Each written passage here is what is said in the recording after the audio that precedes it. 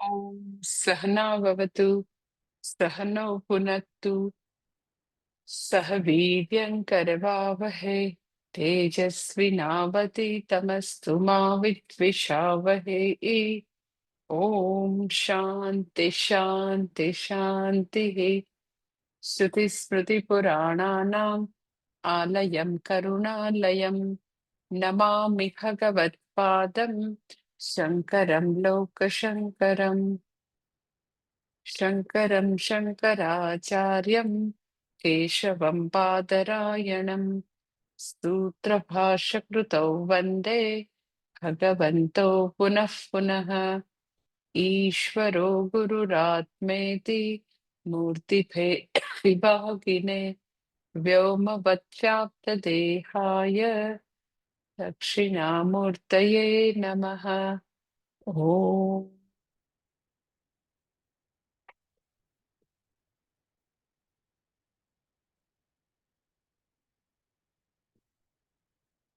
भगवत गीता छठो अध्याय श्लोक नंबर 7।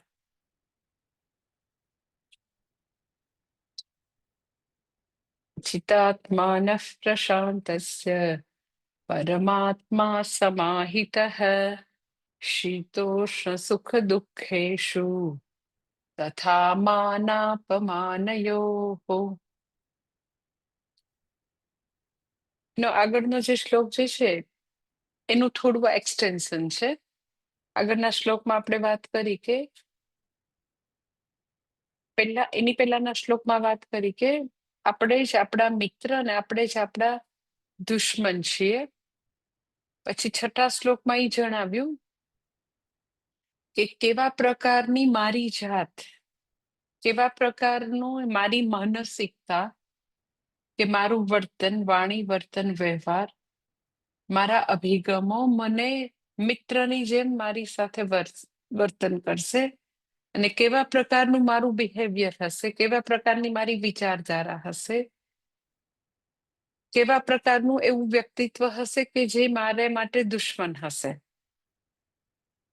એટલે છઠ્ઠા શ્લોકમાં આપણે એ જોયું હતું કે અગર મારી જાત ઉપર કોઈ પણ પ્રકારનો કમાન નથી, કોઈ પણ પ્રકારનું મારી જાતને મેં વશમાં નથી કરેલ, તો મારી જાત જ મારી દુશ્મનની જેમ વર્તન કરશે.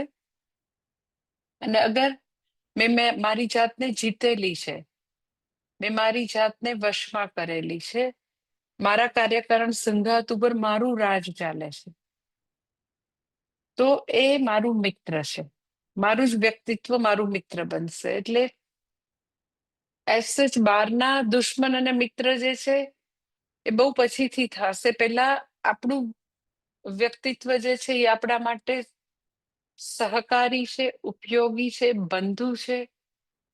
આપણને હંમેશા આપણે જે કાંઈ ઉચ્ચ ધ્યેયને, સારા ધ્યેયને, ધર્મને સિદ્ધ કરવા માટે પ્રયત્ન કરીએ તો એ ઉપયોગી થાય છે કે પછી એ વિઘ્ન કરે છે. એટલે મેં તમને વાત કરી હતી કે ઘણા લોકોને આમ ઊંઘ ન આવે પણ હાથમાં માળા લે તો ઊંઘ આવે. તો એનો અર્થ એમ કે પોતાનો કાર્યકારણ સંઘાત જે છે એ જરા બી એને સહકાર નથી આપતો. ભણવાનું હાથમાં લે બુક કે પ્રવચનમાં બેસે તો એને ઊંઘ આવવા માંડે, બાકી ગપાટા મારવાનો હોય તો કે જરાય ઊંઘ ના આવે. એટલે જ્યાં મારા હિતની વાત છે, મારું ભલું થાય, મારે મારું શ્રેયસનો પુરુષાર્થ સિદ્ધ કરવો છે, તો મને મારા શરીર, મન, બુદ્ધિ, ઇન્દ્રિય ઉપયોગી થાય છે, બંધુની જેમ વર્તે છે, મને સહકાર આપે છે કે એ વિઘ્નો નાખે છે. તો કે મને મારો કાર્યકારણ સંઘાત, મારા શરીર, મન, બુદ્ધિ મને શ્રેયસ માર્ગમાં ઉપયોગી થતા હોય, સહકારી હોય, તો નેચરલી એ મારા માટે હંમેશા મિત્ર છે. અને હવે 7મા શ્લોકમાં એનું વર્ણન છે કે જેને પોતાની જાત પોતાના માટે બંધુ હોય તો એનું વ્યક્તિત્વ કેવું હશે. એ નજર વડે આપણને ખબર પડે કે આપણે કેવા બનવાનું છે.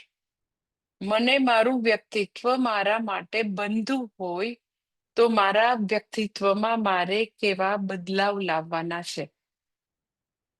એટલે હવે એવી વ્યક્તિનું વર્ણન છે કે જેને પોતાનું શરીર, પોતાનું મન, પોતાની ઇન્દ્રિયો એના વશમાં છે.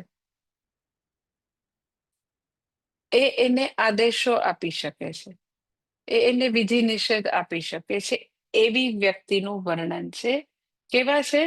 તો કે જિતાત્માન પ્રશાંતસ્ય આત્મા શીતોષ્ણ સુખ દુઃખેશુ તથા માનાપમાનયો પરમ સમાહિત. તો એના આટલા લક્ષણો બતાવે છે કે કઈ વ્યક્તિને પોતાનું વ્યક્તિત્વ પોતાના માટે બંધુ બનશે અને શ્રેયસ માર્ગમાં હંમેશા એની સાથે સાથે ચાલી અને એને મદદગાર બનશે, વિઘ્નો નહીં નાખે. તો એવી વ્યક્તિનું વ્યક્તિત્વ કેવું હશે, એનામાં કેવા સદગુણ હશે? તો સૌથી પહેલું કે છે એ જીતાત્મા છે, જીતાત્મા છે. પછી બીજું કે છે કે પ્રશાંત. પ્રશાંત એટલે પ્રસન્ન મનવાળા છે. પ્રશાંત, એનું મન પ્રશાંત છે, ખૂબ જ શાંત એનું મન છે. બીજું કે છે. પછી ત્રીજું કે છે શીતોષ્ણ સુખ દુઃખેશુ. એ વ્યક્તિનું મન તથા માનાપમાનયો, શીત ઉષ્ણ સુખ દુઃખ માન અપમાનમાં એ હંમેશા એનું મન સમાહિત ચિત્ત છે. એ વ્યક્તિનું મન તો કે સમત્વ ધારણ કરી શકે છે, સમાહિત ચિત્ત વાળી વ્યક્તિ છે. એટલે જે વ્યક્તિ માટે પોતાની જાત બંધુ છે એવી વ્યક્તિ તો કે ચિતાત્મા હશે. ફર્સ્ટ સેકન્ડ થિંગ તો કે એ પ્રશાંતાત્મા હશે. અને ત્રીજું કે શીત ઉષ્ણ સુખ દુઃખ માન અપમાનમાં એ વ્યક્તિ હંમેશા સમ હશે, સમાહિત ચિત્તવાળી હશે. હવે સૌથી પહેલું શબ્દ છે દેટ ઇઝ જીતાત્મા. તો જીતાત્મા શબ્દ જે છે એસ જ આપણે આગળના શ્લોકમાં લઈ લીધેલો છે. જીતાત્મા, જીતેન્દ્રિયપણું, કે એ વ્યક્તિ જે છે અહીંયા આગળ છે ને બંધુરાત્માત્મનસ્તસ્ય યેનાત્મેવાત્મના જીતઃ. તો ત્યાં આપણે જીતઃ શબ્દ લઈ લીધો છે ત્યાં આગળ, કે જીતાત્મા પોતાના ઉપરની જીત કેવી રીતે પ્રાપ્ત કરેલી છે. એને બહુ બધા લોકોનું નામ જીતેન્દ્ર હોય ને જીત હોય ને, તો કે આપણે આગળ જોયું હતું કે પોતાની ઉપરનો વશ કે વિજય કે જીતાત્માપણું પ્રાપ્ત કરવા માટે આટલું કરેલું છે. મેં આગલા શ્લોકમાં કીધું હતું, તો બી જરાક આપણે બ્રશઅપ કરી લઈએ કે પેલી વસ્તુ કે વ્યક્તિએ શમદમાદિ દ્વારા જીતાત્માપણું પ્રાપ્ત કરેલ છે. શમદમાદિ દ્વારા, શમઃ દ્વારા, દમઃ દ્વારા. અર્થાત એવી ઇનર સ્પેસ છે કે વ્યક્તિ પોતાની જાત સાથે ડાયલોગ કરી શકે છે અને એ જે વસ્તુ અયોગ્ય છે તો પોતાની જાતને રોકી શકે છે. દમઃ એટલે મેં તમને કીધું કે અયોગ્ય વસ્તુ, અધાર્મિક વસ્તુ, એવી કોઈ વસ્તુઓની ઈચ્છા થાય અને મન એના માટે ખૂબ જ ડિમાન્ડ કરે તો એનામાં એવી તાકાત છે કે એને આદેશો આપે, આજ્ઞા આપે કે no. No means no. That is દમઃ. કે મનને એકદમ જ સ્ટ્રિક્ટલી પોતે એ બધી વસ્તુઓમાંથી નિયમો આપીને, સંકલ્પો કરીને આઉટ ઓફ વિલ અધર્મમાંથી, અયોગ્યમાંથી સહજતાથી વિડ્રોલ કરી શકે. જે સ્થિતપ્રજ્ઞ વિભાગમાં છે ને, યદા સંહરતે ચાયમ કુર્મોગા નીવ સર્વશઃ. એ કુર્મ જે છે એ જેવી રીતે સહજતાથી પોતાના અંગોને ઢાલની નીચે સંકોરી લે, એવી રીતે આ વ્યક્તિ પોતે ચાહે ત્યારે પોતાના મનને વિધિ આપી શકે છે કે નહીં, આ નથી કરવાનું, ઉઠી જ જવાનું છે, સૂતા નથી રહેવાનું. અત્યારે જપ કરવાના છે, અત્યારે ભણવાનું છે, જે બી યોગ્ય વસ્તુ છે, તો મનને પોતે આજ્ઞા આપી શકે છે. ધેટ ઇઝ દમઃ. એન્ડ સેકન્ડ થિંગ શમઃ, એટલે જે કઈ વસ્તુની આજ્ઞા આપેલી છે, વિધિ નિષેધ આપેલ છે, કમ્પલસરી મન પાસે કરાવેલું છે, તો પછી એ જ વસ્તુને પોતે, મેં તમને કીધું એમ કે ઇનર સ્પેસ છે, પોતાની જાત સાથે ડાયલોગ કરી શકે છે. એટલે દમઃની સાથે શમઃ પણ છે. એટલે જે વસ્તુનો પોતે પ્રયત્નપૂર્વક નિગ્રહ કરેલો છે, એના હવે મનને લોજિક પણ આપશે, સમજાવશે પણ ખરું કે ના, જીવન બહુ ટૂંકું છે, શ્રેષ્ઠ માર્ગ માટે આપણે પ્રમાદ નથી કરવો. જો આપણે વહેલા ઉઠીને માળા કરી, આપણે આટલું અધ્યયન કર્યું, તો એ કેટલું સારું થયું. ક્યારે ભગવાન શ્વાસની દોરી ખેંચી લેશે ખબર નથી. તો આપણે કોઈ દિવસ ભણવા માટે, ધર્મ માટે, જપ તપ માટે આપણે ક્યારેય પ્રમાદ નથી કરવો. જો કરી લીધું તો કેટલો સંતોષ લાગે છે. એટલે જેના માટે બી તમે નિગ્રહ કરેલો છે, એકદમ ફોર્સફુલી પોતાની જાતને યોગ્યમાં પોરોવેલું છે અને અયોગ્યમાંથી તમે ખેંચેલું છે, તો ખાલી સંકલ્પ અને ખાલી આપણું જે ફોર્સફુલી કરાવેલું છે, એ કાયમ નહીં ટકે. દમઃ જે પણ ફોર્સફુલી મન પાસે કરાવીએ છીએ, એ સંકલ્પો અંગેના મનને રીઝન આપવાના, મનને લોજિકલ સિક્વન્સ ગમતી હોય છે, તો મનને રીઝન આપવાનું કે ના, આવું કરવાનું છે, એનાથી આપણું હિત થાય. એ તો ન ગમે એવું તો બરાબર છે, એવું તો થાય. એટલે જ્યારે મનને લોજિક આપીએ, સમજાવીએ, ઓર યુ કેન સે મન સાથે મિત્ર બનીને એને વશમાં લાવવાનો પ્રયત્ન કરવો, ધેટ ઇઝ ક્ષમા. એટલે જીતાત્માપણું આવ્યું છે દમઃ અને શમઃ દ્વારા. અને બીજું જીતાત્માપણું મેં તમને ગઈ વખતે વાત કરી હતી કે બહુ બધી એવી વસ્તુઓ છે જ્યાં મન એ બધા વિષયોના ઉપભોગમાં ભાગે છે. એવી બધી ફેન્સી ફેન્ટસી છે, ઘણી બધી વસ્તુઓ ભોગવવાની, સંગ્રહ કરવાની, ઘણી બધી લોભ વૃત્તિ છે, છૂટતું નથી, ઘણું બધું ભેગું કરવું અને ભોગવવાની બહુ બધી લાલસા છે. તો એને કારણે મન એ બધી વસ્તુઓમાં રમણ કરતું હોય. ઇન અધર વર્ડ કે બિલકુલ વૈરાગ્યનો અભાવ છે, એટલે બી મન કયામાં નથી રહેતું. ભયંકર રીતે બધી વસ્તુઓ માટે પ્રીતિ, રાગ, આસક્તિ, લાલસા એવું બધું છે. તો એટલે બી મન કયામાં નથી, કારણ કે ખૂબ જ ભોગવવું છે. તો શું કરવાનું? તો ચિતાત્માપણું પ્રાપ્ત કરવા માટે, સ્વ ઉપર વિજય પ્રાપ્ત કરવા માટે આપણે આપણા મનને જેટલું શોભના અધ્યાસથી મુક્ત કરીએ, એટલે અંશે જીતાત્માપણું આવે. એક શમઃ દમઃ દ્વારા આવે, દેટ ઇઝ મનોનિગ્રહ. અને બીજું વૈરાગ્ય દ્વારા આવે. વૈરાગ્ય એટલે શું? તો કે શોભના અધ્યાસથી મુક્તિ. શોભના અધ્યાસ એટલે શું? તો કે જે વસ્તુ જેવી છે એવી ન જોવી, યથાર્થ દર્શન ન કરવું, જે છે એવું ન જોવું, પરંતુ બીજું કંઈક જોવું. દેટ ઇઝ શોભના અધ્યાસ. અધ્યાસ એટલે અતસ્મિન તદબુદ્ધિ, જે નથી એ જોવું. લાઈક છે રજ્જુ, પણ જોવું શું? તો કે સર્પ. That is અતસ્મિન તદબુદ્ધિ. જે છે એ ન જોવું અને બીજું કંઈક જોવું. કે સમુદ્ર કિનારે વ્યક્તિ ચાલતી જતી હોય, તો હોય ખરેખર ચીપલું, અને જોવે શું? તો કે ચાંદી, ત્યાં તો સિલ્વર છે, સિલ્વર કોઈન પડેલો છે, એટલે આમ લેવા માટે નીચે નમે. દેટ ઇઝ અતસ્મિન તદબુદ્ધિ, કે જે છે એવું દર્શન કરવું નહીં. એવું નથી દર્શન કરતા, એને કારણે એ બધી વસ્તુઓ માટે ભયંકર આકર્ષણ.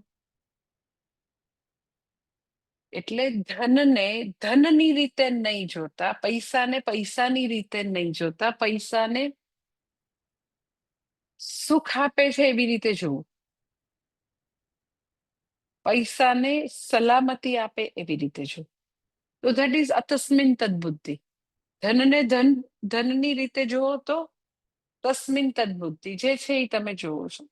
જે છે એ નથી જોતા, તમને એમ થાય એનાથી શું થાય? ઓકે, એનાથી પૈસા માટેનું ભયંકર એટ્રેક્શન. એનાથી શું થાય? તો કે વ્યક્તિનું મન પછી ત્યાં આગળ એના કંટ્રોલમાં ન રહે.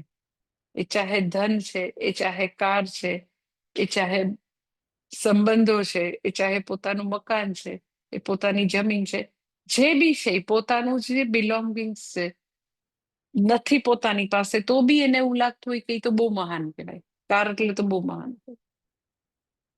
વોટ એવર જે બી છે દુનિયાની બધા જ અચીવમેન્ટ છે ને એમ લાગે કે સત્તા એટલે તો બસ સર્વેશ્વર, બસ એનાથી આગળ કઈ છે જ નહીં. તો એ બધું વસ્તુને જેવી છે એવી નથી જોતા, અને એને એવું લાગે કે એનાથી પાવર આવવાથી મારું સ્ટેટસ બહુ વધી જાય. બધી વસ્તુને જેવી છે એવી ન જોવાથી એ બધી વસ્તુને અનનેસેસરી ઇમ્પોર્ટન્ટ આપવું, દેટ ઇઝ શોભના અધ્યાસ. અધ્યાસ એટલે તો કે ભૂલ કરીએ છીએ, શોભના અધ્યાસ તો કે અશોભને, જે ખરેખર એ બરાબર નથી એને તમે એવું લાગે છે કે ઈ જ બેસ્ટ વસ્તુ છે એવું તમારે જોવું. એટલે જીવનમાં જેટલો જેટલો શોભના અધ્યાસ ઘટે, શોભના અધ્યાસ જે છે એ પ્યોરલી પોતાનું સબ્જેક્ટિવ વિઝન છે, પોતાનું એવું પરસેપ્શન છે. એમ કોઈને એવું લાગતું હોય કે કાર એટલે તો બહુ જ મારી એનાથી વેલ્યુ વધી છે.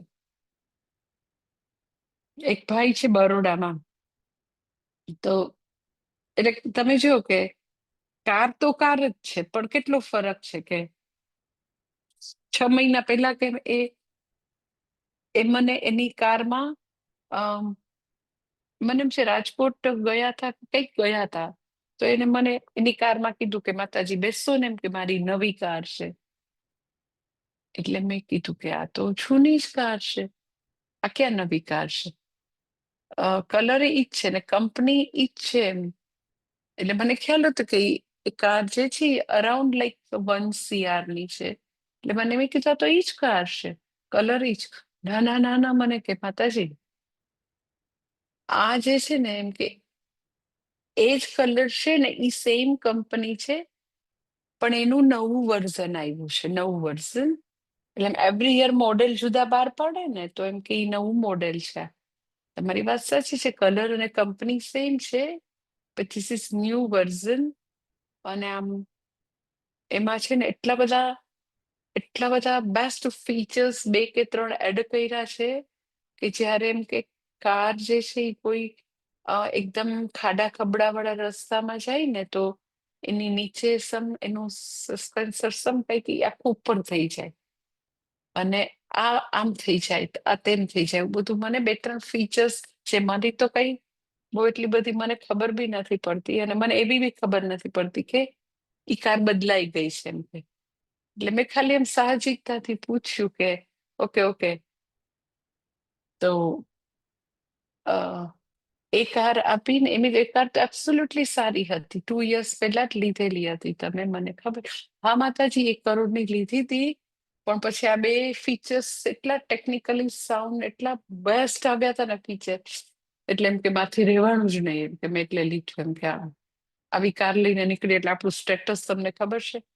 એટલે આ અત્યારે લેટેસ્ટ છે, એમ જે લોકો જાણતા હોય ને એને ખબર પડે. એટલે આમ બહુ જ મારો અમારી સોસાયટીમાં ને બધા આમ વટ પડી જાય મને કે. એટલે મેં કીધું તો વટ પાડવા માટે 2 ફીચર્સ વધારે એડ કર્યા, તો કંપનીએ કેટલા રૂપિયા લીધા? ના ના, એમ કે બહુ વધારે નથી, એમ કે આમ છો નવી તો 1.5 કરોડની આવે, ક્યાં અમે આ દઈ દીધી એટલે ખાલી 40 લાખ જ દેવા પડ્યા, ખાલી 40 લાખ દેવા પડ્યા. He told me like this. અને હું બેઠી તો મને આમ 1% બી ફરક નથી લાગ્યો કે 2 years જૂની જે એની આવી હાઈ એન્ડ કાર હતી એ અને અત્યારમાં. એટલે this is purely, I tell you, આ શોભના અધ્યાસનું એકદમ ટિપિકલ એક્ઝામ્પલ છે કે મને જો કોઈ 1 કરોડ રૂપિયા આપે ને કાર લેવા માટે, તો ઓનેસ્ટલી હું 75 લાખ, મને એવું થાય કે માતામાં ભારત માતા માટે વાપરવા જોઈએ, જ્યાં આગળ બિલો પોવર્ટી લાઈનના કેટલા બધા સ્ટુડન્ટ છે જે લોકોને શિક્ષણની જરૂર છે. તો જ્યારે કાર લઈએ તો મારા માટે કાર તમે મને પૂછો તો હું એમ કહું કે એક જગ્યાએથી બીજી જગ્યાએ જવાનું સાધન છે, કારણ કે મારા પગમાં એવી તાકાત નથી કે હું ચાલીને જઈ શકું. મારે રાજકોટથી બરોડા આવવું હોય તો 300 કિલોમીટર ચાલવાની તાકાત નથી. એટલે બરોડામાં બી ક્યાંય જવું હોય તો કઈ 10 કિલોમીટર ચાલવાની તાકાત અને સમય બી નથી. તો એક જગ્યાએથી બીજી જગ્યાએ કામ માટે, ધર્મના પ્રચાર માટે જવાનું એકમાત્ર સાધન છે. પણ એ સાધનને ઈ ભાઈ એવું જોવે કે મારી સોસાયટીમાં ખબર પડે કે મારી પાસે ઓલી હવે 1 કરોડની કાર નથી, 1.5 કરોડની, અને ઈ દઈને ખાલી 40 જ લાખ દેવા પડ્યા. આપણે 40 લાખની ગાડી ન લઈ, આપણે 4 લાખની આવતી હોય તો આપણે 5 લાખની ન લઈ.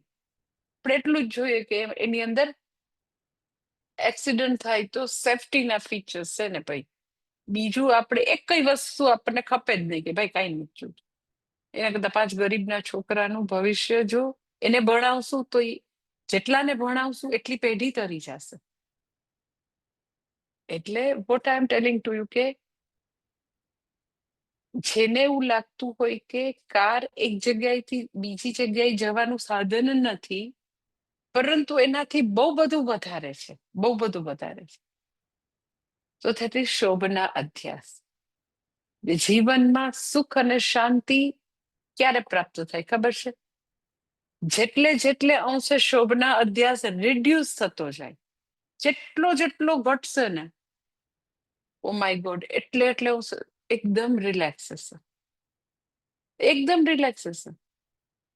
ઘર તો કે ઠંડી, તાપ અને ગરમીથી બચવા માટેનું એક એવું સ્થાન છે. ભૂમિ માતા જે છે ભગવાન વિષ્ણુના પત્ની છે, તો એની પરમિશન લઈને આપણે એક જમીનનો ટુકડો, એક નાનકડું કંઈક આપણું એવું ઘર બનાવીએ છીએ. શા માટે? તો કે હું બચી શકું એટલી. પણ એ જ ઘર તો કે કેટલા બધા લોકો માટે અગેન સ્ટેટસ સિમ્બોલ. એક મને યાદ છે, યાદ છે એક છે જ એક વ્યક્તિ અમેરિકામાં, ઈ લોકો છે 2 પતિ પત્ની, પણ 2 એકરમાં બંગલો, અને ભારતના કેટલા બધા સારા સારા શહેરોમાં જ્યાં આગળ સારી વસ્તુ મળતી હોય, તો આમ શીપ ભરીને વસ્તુઓ ત્યાં લઈ અને આખું ઘર સજાવેલું છે.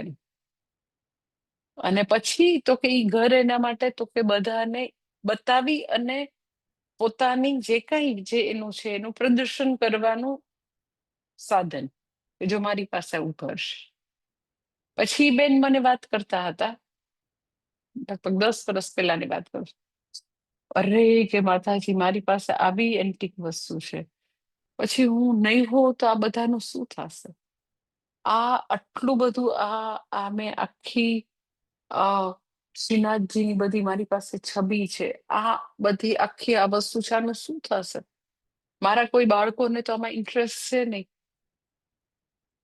તો ઘર જે છે એને જ્યાં બી વ્યક્તિ અતિ કરે છે, કારણ કે એને એવું થાય કે 1.5 કરોડની કાર એટલે મારો બહુ જ સ્ટેટસ વધી જશે. હું 2 એકરનું આખી દુનિયાની એન્ટિક વસ્તુ વસાવી દઈશ એટલે હું બહુ મહાન થઈ જઈશ. એટલે એવું અતિ જ્યારે કરે તો એમાં એવું માનતા હોય કે એવું કરીને હું સુખી થઈશ. સુખ નામની વસ્તુ જોજનો દૂર છે, બીકોઝ ઇટ ઇઝ પ્યોરલી શોભના અધ્યાસ. આપણે પોતે એવું આપણી રીતે કન્ક્લુડ કર્યું કે મોટું ઘર કરીશ, એમાં આવી એન્ટિક બહુ જ ભયંકર કિંમતી વસ્તુઓ, એક્સપેન્સિવ વસ્તુઓ રાખવાથી મારો બહુ જ વટ પડી જશે. કયા લોકો પાસે? તો કે એઝ સચ ઈ લોકોની મને વેલ્યુ નથી, ઈ લોકોની આપણે ભરપૂર ટીકા કરતા હોય, એને મારે ઈ લોકોને મારે બતાવી દેવું છે. એ દેરાણીને બતાવું, જેઠાણીને બતાવું, ફલાણાને બતાવું, ઢીકણ, કે જેનું એસ જ મને એના માટે એવો બધો પ્રેમ બી નથી, એને મારે બતાવી દેવું છે. એટલે તમે જુઓ કે એક જે સુપરઇમ્પોઝિશન છે શોભના અધ્યાસ, એમાં કેટલા અંદર ગૂંચડા ગૂંચડા છે, અને કેટલી બધી લાઈફ જે છે એ વ્યક્તિ અનનેસેસરી કેટલી કોમ્પ્લિકેટેડ બનાવી દીધી છે. એટલે જેટલે અંશે શોભના અધ્યાસ જે છે તેટલી એને તમે બીજા શબ્દોમાં જીવસૃષ્ટિ બી કહી શકો, કે જેટલું આપણે પોતાનું આવું સબ્જેક્ટિવ બધું પરસેપ્શન, આવું આપણે બધું ઉપજાવી કાઢેલું છે બધી, એમાંથી જેટલું મુક્ત થવાય, જીવસૃષ્ટિમાંથી જેટલું મુક્ત થવાય, અને ઈશ્વર સૃષ્ટિમાં જીવતા થઈએ તો રિલેક્સેશન. ઈશ્વર સૃષ્ટિમાં મેં તમને કીધું એમ કે ઘર બાંધવાનો કઈ વાંધો નથી, પણ કઈ માપ તો હોય કે ને. વ્યક્તિ જે છે ને વાહનનો વાંધો નથી, પણ શું માપ એને? વ્યક્તિ જે છે એનો કાર વસાવે તો, રોલ્સ રોયસ વસાવે તો, આવા બધા રજનીશ જેવા કેટલી રોલ્સ રોયસ, શું એનો કોઈ પણ પ્રકારે કઈ માપ જ નહીં. જ્યારે વ્યક્તિ એવા કન્ફ્યુઝનમાં, એવા શોભના અધ્યાસમાં, જીવસૃષ્ટિમાં જીવવાનું ચાલુ કરે, એટલે પછી ઈ વિશિયસ સાયકલમાં ડૂબતો જ જાય. એટલે જીતાત્માપણું ત્યારે પ્રાપ્ત થાય કે વ્યક્તિ શમઃ દમઃ એના જીવનમાં છે, વશી છે, પોતાની જાત પોતાના વશમાં છે. અને બીજું તો કે ધીરે ધીરે બધા જ એરિયામાંથી શોભના અધ્યાસ રિડ્યુસ થાય છે. એમ નથી કે રાતોરાત થાય, પણ બધેથી રિડ્યુસ, કે પોતાના દેખાવથી માંડીને, પોતાનું ઘરથી માંડીને, વાહન છે, ખાવા પીવાનું છે, સંબંધો છે, જ્યાં બી અનનેસેસરી વેલ્યુ એડિશન થઈ છે ધન માટે, બધે ધીરે જેમ સમજ આવે એમ ઈ બધા માટેની જે અનનેસેસરી વેલ્યુ વધારી છે એ ઓછી થાય. એઝ ઇટ ઇઝ યથાર્થ વેલ્યુ છે, કોઈ વસ્તુનો તિરસ્કાર નથી. કે વાહનનો તિરસ્કાર નથી, કે ઘરનો તિરસ્કાર નથી, કે ધનનો તિરસ્કાર નથી. એટલે હું તમને કાયમ કહું છું કે ધન જે છે એ કઈક અંશે આપણી બધાની સમસ્યાઓ સુલઝાવે છે, જીવનમાં કમ્ફર્ટ લાવે છે, ઘણી બધી વસ્તુ સરખી કરી દે છે.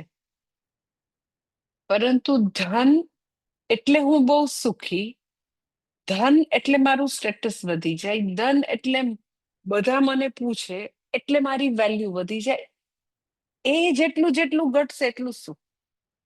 ધન જે છે જીવન સુવિધા વાળું, સગવડ વાળું, અને ઘણી બધી મુશ્કેલીઓને હલ કરે, એટલે લાઈફમાં ની સમસ્યાઓ તો ઓછી થાય જ છે. સુખ તો કે સુખી મારું પોતાનું સ્વરૂપ છે ને મારે શાસ્ત્ર દ્વારા પામવાનું છે. એટલે જેટલી વસ્તુઓને એઝ ઇટ ઇઝ જોઈ શકીએ, ટ્રુ વેલ્યુ સમજી શકીએ, ઈશ્વર સૃષ્ટિમાં જીવી શકીએ તો શાંતિ. અને તો પછી એના માટેનું અનનેસેસરી અટ્રેક્શન જે છે એ જતું રહે, એટલે જીતાત્મા પણ. એટલે એક શમઃ દમઃ દ્વારા એક શોભના અધ્યાસ રિડ્યુસ થાય, ઇન અધર વર્ડ વિવેક વૈરાગ્યની ઉત્પત્તિ. એટલે શમઃ દમઃ વિવેક વૈરાગ્ય દ્વારા જીતાત્મા પણ. ઓકે, જીતાત્મા વ્યક્તિ જે છે, વશી વ્યક્તિ છે, વિધેયાત્મા વ્યક્તિ છે, કે જે પોતાની જાતને વિધિ નિષેધ આપી શકે છે, એવી વ્યક્તિ પ્રસન્ન હશે. એટલે એના પછીનો તરતનો શબ્દ છે પ્રશાંતસ્ય પરમાત્મા સમાહિત. જીવનમાં શમઃ છે, દમઃ છે, અર્થાત જીતેન્દ્રિયપણું છે, ઈશ્વર સૃષ્ટિમાં જીવે છે, વિવેક વૈરાગ્ય છે. એટલે કમ્પેરેટિવલી, રિલેટિવલી એ વ્યક્તિ પ્રસન્ન છે. તો પછી પરમાત્મા સમાહિત, તો પરમાત્મા પ્રાપ્ત જ છે એવું કહી શકાય. પ્રાપ્ત જ છે એવું કહી શકાય. હું એટલા માટે કહું છું કે વ્યક્તિ હવે શ્રવણ મનન નિધિધ્યાસન દ્વારા પરમાત્માની પ્રાપ્તિ કરી શકશે. ઓર બીજો અર્થ છે પરમ સમાહિત આત્મા, એટલે જેનું અંતઃકરણ સારી રીતે પરમાત્મામાં રિઝોલ્વ થયેલું છે, લય પામેલ છે. અર્થાત એને પરમાત્માની પ્રાપ્તિ બસ શ્રવણ મનન કરશે તો તરત જ પ્રાપ્ત થશે. કારણ કે હવે અંતઃકરણની પૂરેપૂરી તૈયારી છે. અધિકારીત્વમાં બાયનલાજ કઈ ખૂટતું નથી. ક્ષમા, દમઃ, ઉપરમ, તિતિક્ષા, સમાધાન, શ્રદ્ધા, જે કઈ જરૂરી છે એ બધું આવી ગયું. એટલે ચિતાત્માપણું છે એને કારણે વ્યક્તિમાં તો કે આવી પ્રશાંતિ હશે. પ્રશાંતિ એટલે શું? તો કે by and large balance person છે પ્રશાંત આત્મા. એટલે બેલેન્સ. બેલેન્સ એટલે શું? તો કે જ્યારે સમહ દમહ વિવેકનો અભાવ હોય ને, તો મેં તમને કીધું કે બેલેન્સ નું હોય, આમ એક્સ્ટ્રીમ હોય, એક્સ્ટ્રીમ એન્ડ ઉપર હોય. દ્વંદ્વોમાં એ વ્યક્તિ રત હોય. એટલે એમ કે અનનેસેસરી કારનું એટલું બધું મહત્વ આપવાની ક્યાં જરૂર નથી. પાછું એ ભાઈનું તો બીજું તો તમને એમ થાય કે આમ તમને આમ હસવું આવે. બીજી એમ કે આટલી મોંઘી કાર લઈ 2 વર્ષ પછી એમ કે કાઢી નાખવાની. પછી અજીબ વાત એ છે કે પછી જયારે એમ કે એને ક્યાંક કશે જવું હોય ને, કોઈક એવો એરિયા વધારે ટ્રાફિક વાળો હોય, પછી અનનોન એરિયા હોય, કે એને ધારો કે માની લો કે એ વ્યક્તિ બોમ્બેમાં રહે છે પણ એને અમદાવાદ કાર લઈ ગયા સપોઝ, તો અમદાવાદના એરિયા તો અનનોન જ હોય ને.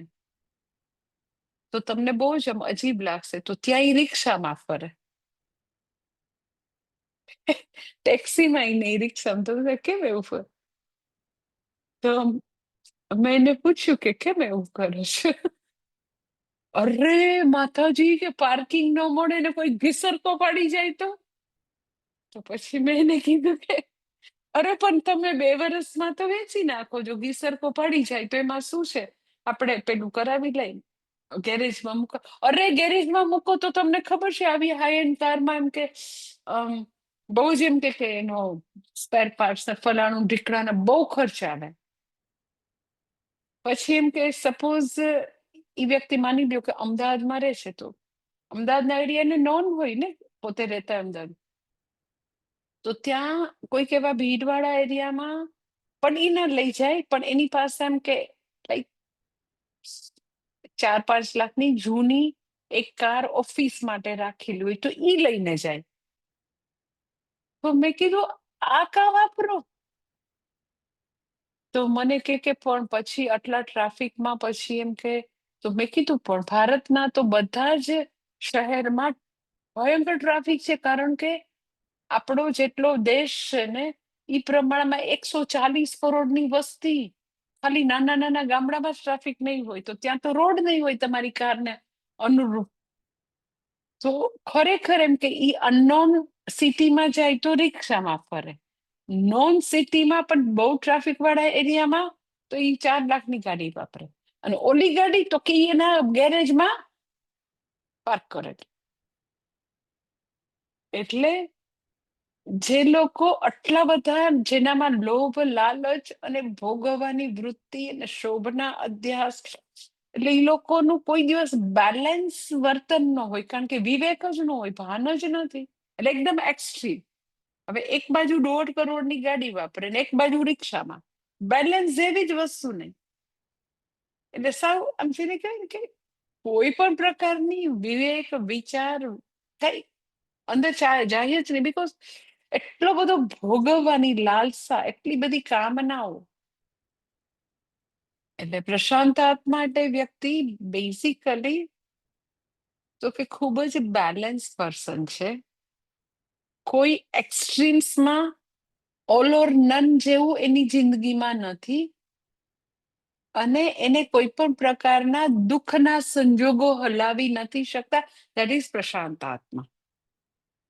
દુઃખના સંજોગો બધાની લાઈફમાં આવવાના, પરંતુ જેણે પોતાની જાત ઉપર વશ પ્રાપ્ત કર્યો છે, જીતાત્મા છે, એના જીવનમાં ગમે તેવું મોટું દુઃખ આવશે, જે 6ઠ્ઠા અધ્યાયમાં આગળ આવશે, ગુરુણાપી દુઃખેન ન વિચાલ્યતે, કે ખૂબ જ મોટામાં મોટું ગુરુ એટલે એકદમ મોટું દુઃખ આવશે તો બી એને વિચલિત નહીં કરે. શા માટે?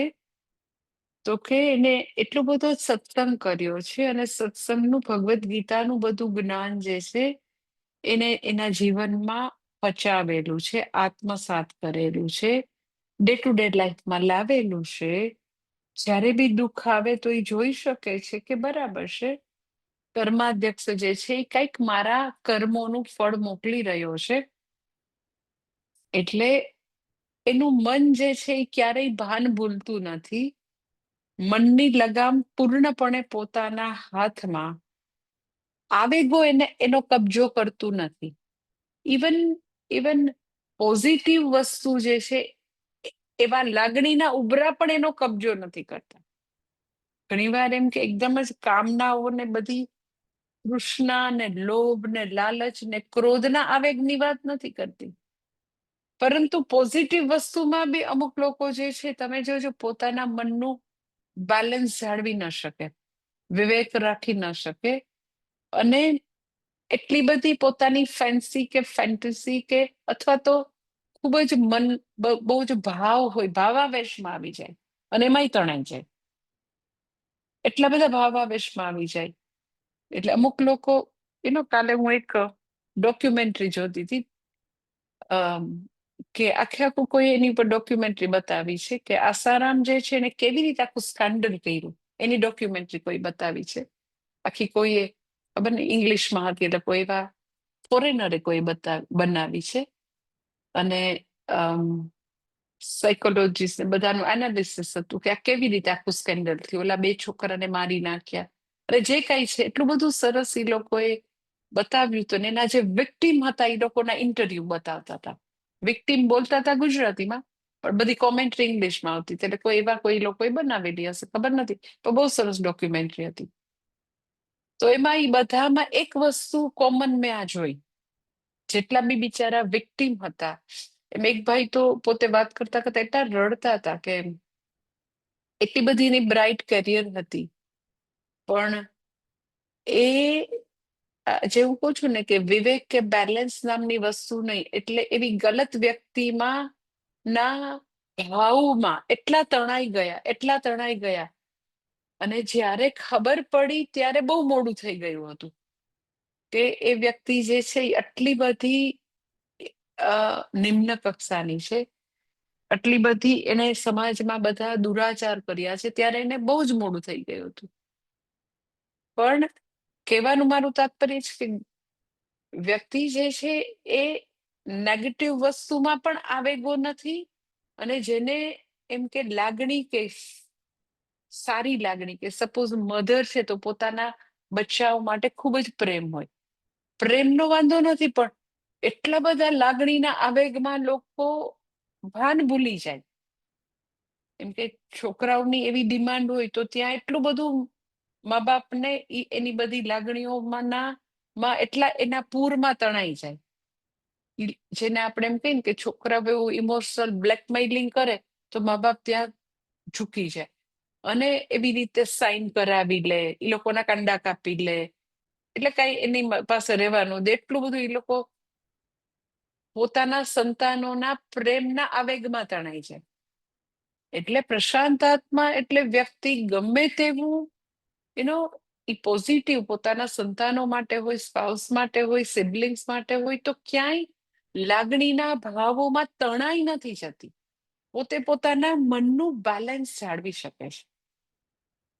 એટલે શાસ્ત્રમાં કોઈ જગ્યાએ કોઈ બીજા ભગવદ્ ગીતામાં પણ એવું વાક્ય છે કે શૂરવીર એ નથી કે ખાલી યુદ્ધમાં જીતે, યુદ્ધના બધા અસ્ત્ર શસ્ત્ર સામે ડરે નહીં, એ શૂરવીર નથી. શૂરવીર એ છે કે જે આંસુઓ જ્યારે જોવે, પોતાની પ્રિય વ્યક્તિના આંસુ જોવે, માતાના કે વાઈફના કે દીકરીના કે આંસુઓ છે, ત્યારે એ પીગળી અને એમાં એ ઝૂકી ન જાય, એમાં એ અયોગ્ય પગલા ન લે. એટલે લાગણીના એવા જ્યારે ઇન્ટિમેટ વ્યક્તિઓના લાગણીઓનો સવાલ આવે તો ત્યાં વ્યક્તિ વિવેક ખોઈ બેસે છે. એટલે સાચો શૂરવીર એ છે કે ત્યાં આગળ પોતાનું બેલેન્સ જાળવી શકે, ત્યાં આગળ આંસુઓથી પીગળી અને પોતે અયોગ્ય નિર્ણય લેતા હોય એવા તમે બહુ લોકો જોયા હશે કે એસ જીવનમાં એને વાંધો ન આવે, પોતે બિઝનેસમાં ને બધા એકદમ સરસ ડિસિઝન લઈ શકે, પણ સંતાનોની વાત આવે તો આપણને એવું થાય આટલું ખોટું એના છોકરા છોકરીની કરવામાં એ કેવી રીતે ઉત્તેજન આપે છે, એ કેવી રીતે એની સાથે ચાલે છે. કારણ કે લોકો જે છે એ બેલેન્સ લાઈફ નથી જીવી શકતા. જ્યારે પ્રિય વ્યક્તિ અથવા તો લાગણીનો સવાલ આવે છે ત્યારે એ ઇમોશનલ બેલેન્સ ખોઈ બેસે છે. એટલે ઇમોશનલી બેલેન્સ હોવું that is very big thing, that is પ્રશાંત આત્મા. એ બેલેન્સ એટલા માટે છે કે વ્યક્તિ જે છે એ તો કે એની પાસે એવી ઇનર સ્પેસ છે. જો ઇનર સ્પેસ છે તો આપણે આવી ફેન્ટસી આવેગો, આવા ઇમોશનલ જે આવેગો છે એમાં આપણે બેલેન્સ જાળવી શકીએ. જો if you get sum inner space. એનું કોઈ જ્વલંત ઉદાહરણ હોય તો મેં તમને ઘણીવાર એક્ઝામ્પલ આપ્યું છે, જે હું તમને કહું છું કે પોઝિટિવ બી વસ્તુ હોય, પોતાના સંતાન માટેના પ્રેમ જેવી વસ્તુ, તો બી બેલેન્સ કે વિવેક કે વ્યક્તિ જે છે એ યથાયોગ્ય કરે બહુ જરૂરી છે. એનું જ્વલંત ઉદાહરણ રામાયણમાં છે કે દશરથ રાજા જે છે એ ખૂબ જ લાગણીના આવેગમાં આવી જાય છે અને દશરથની જગ્યાએ બધા પોતાના મા બાપ જે છે એ બધા પોતાની જાતને ત્યાં જોઈ શકે કે જ્યારે દશરથ રાજાના દરબારમાં વિધાઉટ નોટિસ વશિષ્ઠ ઋષિ પધારે છે તો દશરથ રાજા ખૂબ જ આનંદિત થાય છે, ખૂબ જ એને આનંદ થાય છે. કારણ કે આવા મહાન ગુરુ કોઈ પણ પ્રકારની સૂચના વિના, સોરી, વિશ્વામિત્ર ઋષિ આવી જાય છે કોઈ પણ પ્રકારના આગમનની સૂચના વિના, અને એટલા બધા આનંદ વિભોર બની જાય છે કે એક્ઝેક્ટલી એ પોતાના મન ઉપરનું બેલેન્સ ખોઈ બેસે છે. એટલે પ્રશાંત આત્મા એટલે ગમે તેવું પોઝિટિવ એમ કે લાગણીનો ઉભરો હોય કે પછી વ્યક્તિ જે છે એને ખૂબ જ અણગમો થાય એવી સ્થિતિ હોય, ખૂબ જ અણગમો એકદમ જ એવી ખરાબ સ્થિતિ હોય તો બેલેન્સ ખોઈ બેસવું એટલે શું, તો કે ગુસ્સો આવે અને વ્યક્તિ ગમે તેમ બોલવા માટે. પછી આવું પોઝિટિવ પોતાના સંતાનો કે ઇન્ટિમેટ વ્યક્તિ જ્યારે એમ કે એની સાથે રિલેટ કરવાનું તો પોઝિટિવ પૂર આવે, આવેગ આવે તો ત્યારે વ્યક્તિ વિવેકનું બેલેન્સ ખોઈ બેસે. જયારે વિશ્વામિત્ર ઋષિ આવે છે તો દશરથ રાજા આવી રીતે બેલેન્સ ખોઈ બેસે છે, વિવેક રહેતો નથી અને ખૂબ જ લાગણીનું ઘોડાપૂર આવે છે અને પોતે વિશ્વામિત્ર ઋષિને કહેવા લાગે છે કે અરે રે, એમ કે ગુરુદેવ આપ આવ્યા તો મને બહુ જ આનંદ થયો, પરંતુ આપે મને જો કીધું હોત તો હું આપને મળવા આવી જાતે, હું આપની સેવામાં હાજર થાતે. આપે આવવાનું કષ્ટ કર્યું પણ એમ કે તમે આવ્યા તો હવે તમે એમ કે હું તમારી શું સેવા કરું, તમે કયો એ બધી સેવા કરું. એટલે શું સેવા કરીને પાછા રાહ નથી જોતા કઈક કે વિશ્વામિત્ર ઋષિ કઈક એના મોઢામાંથી કે એટલું બોલવા નો વળી વચ્ચે અવકાશ બી નથી આપતા અને પોતે ને પોતે આગળ બોલવા માંડે છે. આ એક્ઝેક્ટલી લાગણીનો ઉભરો આવેગ. એમ કે તમે કયો તો એમ કે મારી ચતુરંગીણી સેના તમારા માટે હું હાજર કરી દઉં, તમે કયો તો હું મારા બધા પર્સનલ આસિસ્ટન્ટ મિનિસ્ટર એને સેવામાં મોકલી દઉં, તમારા આશ્રમમાં તમારે જે જરૂર હોય તો હું પણ તમારી સેવામાં હાજર થઈ જાય, તમારી સેવામાં તમે ચાહો એ જે કયો એને હું હાજર કરી દઉં. તમે કયો તો મારા રામ અને લક્ષ્મણને પણ હું તમને. એટલે વિશ્વામિત્ર કે ઉભર બસ એક્ઝેક્ટલી જ જોઈશ, આપી દે આપી દે. એટલે આખું વર્ણન કરે છે. એમાં પેલાને તો બોલવાનો ચાન્સ જ નથી આપતા, કારણ કે એકદમ જ લાગણીનો ઉભરો. અને કે છે કે તમે કયો તો હું મારા રામ અને લક્ષ્મણને બી આપ. કે વિશ્વામિત્ર કે એક્ઝેક્ટલી એને જ લેવા આવ્યો છે. યજ્ઞ થાય છે ને, યજ્ઞમાં રાક્ષસો જે છે એ બધા યજ્ઞમાં હાડકા નાખે છે, અશુચિ ઊભી કરે છે. યજ્ઞની દીક્ષા લઈને અમે લોકો બેઠા હોય એટલે મારાથી ઊભા નથી થઈ શકાતું, તો મને યજ્ઞની રક્ષા કાજે બંને તારા દીકરા જોઈશ, આપી દે. ઓકે, હવે જેવું આવું કહે છે એટલે હવે એને પાછા પગલા ભરવાનું શરૂ કર્યું.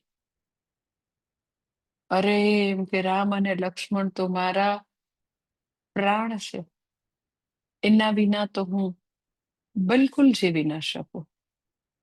તમે કયો તો હું આવી જાઉં, આ બધું આપી દઉં.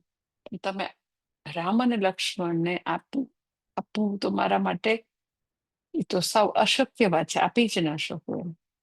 તો વિશ્વામિત્ર કે મેં ક્યાં માંગ્યું તું, તે તારી મેળે કીધું છે કે હું આપું. This is typical example of લાગણીનો જે અવિવેક કે ઘોડાપૂર જે છે એનું ટિપિકલ એક્ઝામ્પલ. વ્યક્તિ જે છે એ જ્યારે બોલવા બેસે છે તો એને બિલકુલ વિવેક નથી. અને પોઝિટિવ છે, એનો પોઝિટિવ ગુરુ માટેનો કૃતજ્ઞતા છે, પોઝિટિવ ઇમોશન્સ છે, પણ એમાં બી એની અભિવ્યક્તિમાં પણ તો કે વ્યક્તિએ આવું બેલેન્સ એનું વ્યક્તિત્વ જોઈએ. બધી જગ્યાએ ક્યાંય એક્સ્ટ્રીમ નહીં, ક્યાંય બ્રેક વિનાનું નહીં, વિવેકની બ્રેક તો હોવી જ જોઈએ. કે જ્યારે આપણે બોલીએ તો એક્ઝેક્ટલી આપણને એવું ખબર હોય છે કે આપણે પાડવા માટે સક્ષમ છીએ, આપણે પાડી શકીશું. એટલે એવા પ્રોમિસીસ આપવા કે પછીથી આપણે જ આપણું બોલેલું જે છે એને આપણે મિથ્યા કરવું પડે, કે આપણે કેવું પડે કે ના પણ હવે એ મારાથી નહીં થાય. તો એને ક્યાં કીધું તું, માંગેલું બી નહોતું. એટલે આખી ડિટેલ જે છે એટલે આપણે બાજુ પર રાખીએ. મુખ્ય વસ્તુ એ છે કે પ્રશાંત આત્મા એટલે વ્યક્તિને પોતાના ઉપર સંપૂર્ણપણે નિયમન છે. એ કોઈ પણ પોતાની લાગણીની અભિવ્યક્તિ જે છે એમાં ક્યાંય બેફામ નથી, અવિવેક નથી, આવેગો એનો કબજો નથી કરતી. પોતે પોતાના જીવનની લગામ સંપૂર્ણપણે પોતાના હાથમાં રાખે છે. એ ચાહે ત્યારે જેટલું બોલવું, જ્યાં બોલવું, જેવી રીતે બોલવું, કેટલા પ્રોમિસીસ આપવા, તો એને એક્ઝેક્ટલી ખબર છે. એ જ્યારે એમ કે હું તમને રામ અને લક્ષ્મણ પણ આપું, તો એ બોલતા નથી, દશરથ રાજાથી બોલાઈ જાય છે. બોલાઈ જાય છે એટલે શું, તો કે ઇમ્પલ્સ છે, આવેગો. આવેગો એટલે શું, તો કે વિવેકનો અભાવ છે. This is very big learning.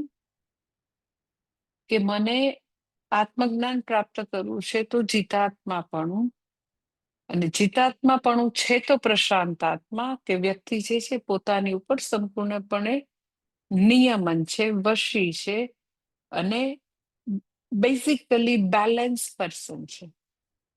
એટલે તો એવું છે તો પછી એ શ્રવણ મનન કરે છે તો હા, તો પરમાત્મા સમાહિત, એને પરમાત્મા પ્રાપ્ત છે.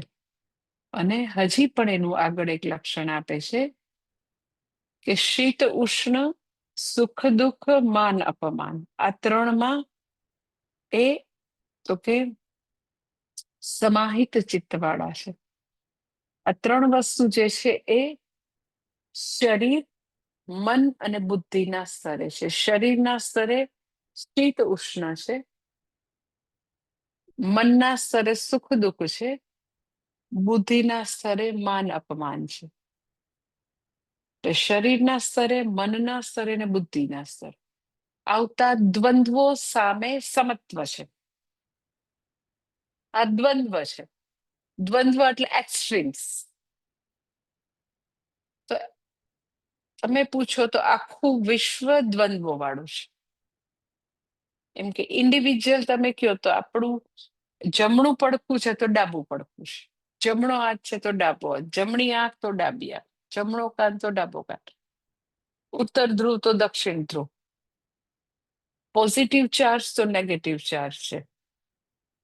તમે એક એક વસ્તુમાં તમે જોજો, ઇન્ડિવિજ્યુઅલ લેવલે કે ટોટલ લેવલે, એક વસ્તુ ભગવાને મૂકી છે કે મનુષ્યના હૃદયમાં કમ્પેશન મૂકેલું છે, કરુણા,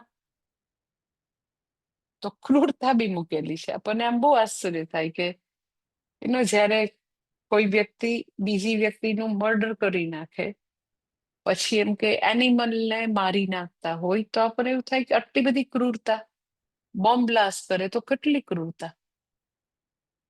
તો એની સાથે કમ્પેશન પણ છે, પ્રેમ છે તો દ્વેષ બી છે, ખૂબ જ લોભ છે, અતિશય લોભ લાલચ છે તો ત્યાગ બી છે, દાન બી કરવાની વૃત્તિ છે.